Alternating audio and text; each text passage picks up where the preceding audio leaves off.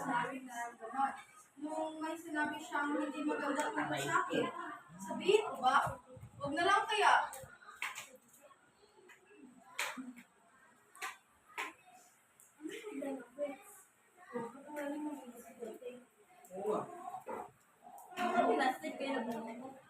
Sira, hindi naman nalaman kasi ako na may sinasabi si Ana na tungkol sa akin. Pero kailangan ko na magmula sa akin kung ano ba talaga. Hindi ko alam. Kailangan malinaw mo na sa atin bago natin sabihin sa iba. Tandaan, ang komunikasyon ay nagmumula sa ating sarili. Oo nga. Kaya kailangan natin maging malinaw sa ating mga saloobin at sandamin bago natin ipagayag ito sa iba. Mag-reflect ka muna sa sarili bago ka makipag-usap sa kanya. Dahil para malinawan siya sa kung ano ang gusto mong ipahayag. Tama ka din. Kailangan gawain mo na para naman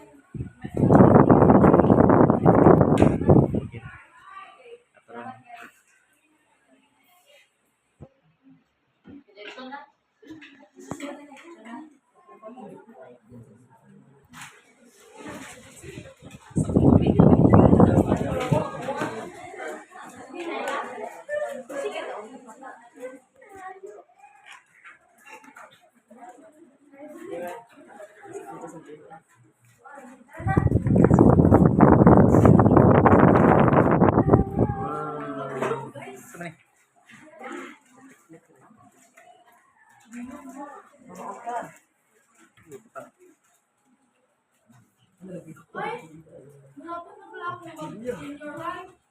Pero hindi ko alam kung ano ang huli kong guys, pwede ka patulong? Pwede bang makahingi ng advice? Since tumatawid naman tayo ng STEM, yung CBM at UL.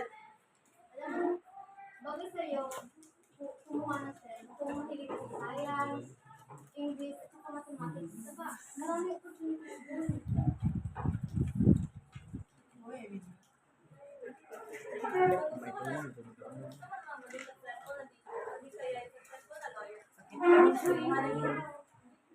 At kung mahilig ka sa math, pwede ka mag-UM. Gusto mo lang yung susuman o magtrabaho sa management. So, CBL naman. Kung gusto mong makapagtrabaho, CBL ang mas bagay sa iyo.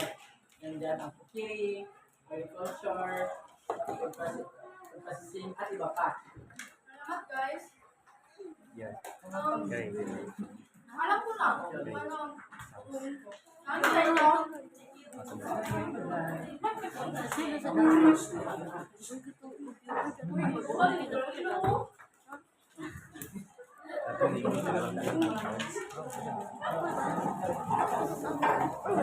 Kasi mabasa sa may